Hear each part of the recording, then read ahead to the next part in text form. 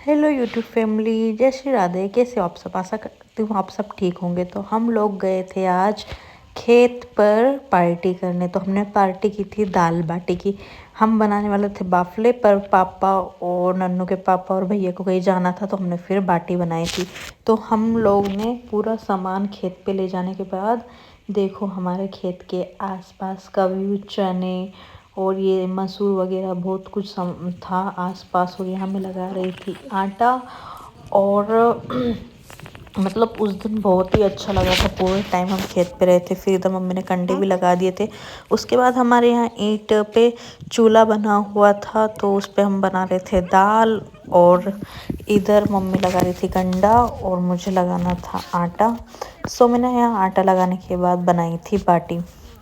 और हम सब के सब हमारी एक टाइप से उस दिन पिकनिक हो गई थी। खूब मज़े किए हम लोगों ने।